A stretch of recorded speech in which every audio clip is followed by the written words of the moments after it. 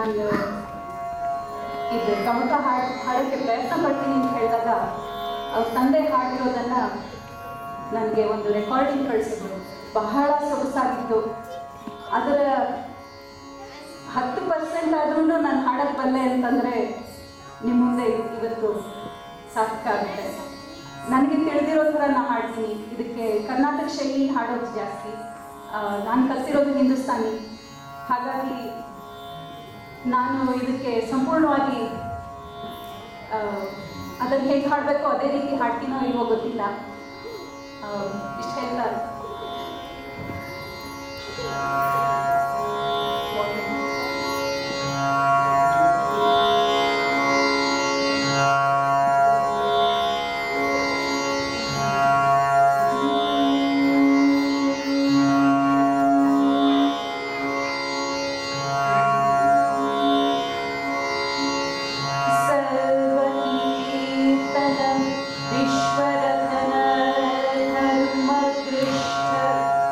ಅವನ ವ್ಯವಹಾರ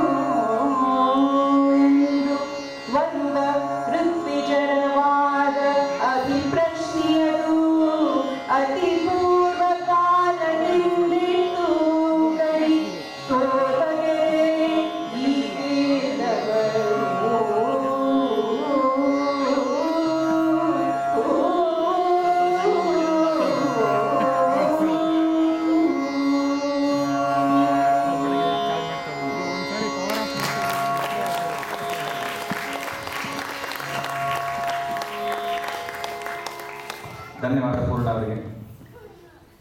ನಮ್ಮ ತಂದೆ ಕೊಟ್ಟರೆ ಖಂಡಿತ 10% ಗಿಂತ ಖಂಡಿತ ಸಿಗುತ್ತೆ. ಅದಕ್ಕಿಂತ ಜಾಸ್ತಿ ನನಗೆ ಹೇಳೋದಿಲ್ಲ, ಯಾಕಂದ್ರೆ ನನಗೆ ಜಾಸ್ತಿ ಬರಲ್ಲ. ಮುಂದೆ ಗೋಕಾಕರಿಂದ ಮುಂದಿನ ಕವಿಗೆ ಬರೋಣ. ಮುಂದಿನ ಕವಿ UR ಅನಂತಮೂರ್ತಿ. ಇವರನ್ನ ಪರಿಚಯ ಮಾಡಿಕೊಡಲಿದ್ದಾರೆ ತೇಜಸ್.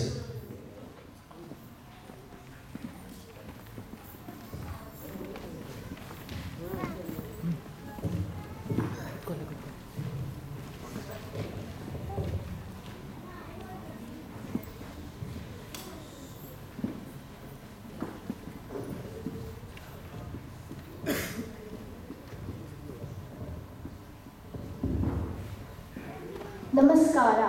ಕನ್ನಡ ಸಾಹಿತ್ಯ ಹಿರಿಯ ಸಾಹಿತಿಗಳು ಹಾಗೂ ವಿಮರ್ಶಕರಲ್ಲಿ ಡಾಕ್ಟರ್ UR ಅನಂತಮೂರ್ತಿ ಅವರು ಗಣ್ಯರು. ತಮ್ಮ ಕೃತಿಗಳ ಮೂಲಕ ನಮ್ಮನ್ನು ನಾವೇ ಒಳಹೊಕ್ಕು ನೋಡುವಂತೆ ಮಾಡುವ ಸಮಕಾಲೀನ ಸಂಗಾತಿಯಂತೆ ಚಿಂತಿಸುವ ಅನಂತಮೂರ್ತಿ ಅವರು ಕನ್ನಡ ನಾಡು ಕಂಡ ವಿಶಿಷ್ಟ ಪ್ರತಿಭೆ. 1932 ಡಿಸೆಂಬರ್ 21ರಲ್ಲಿ ಅನಂತಮೂರ್ತಿ ಅವರು ಶಿವಮೊಗ್ಗ ಜಿಲ್ಲೆಯ ಮೇಳಿಗೆಯಲ್ಲಿ ಜನಿಸಿದರು. ತಂದೆ ರಾಜಗೋಪಾಲಾಚಾರ್ಯ ಹಾಗೂ ತಾಯಿ ಸತ್ಯಮ್ಮ.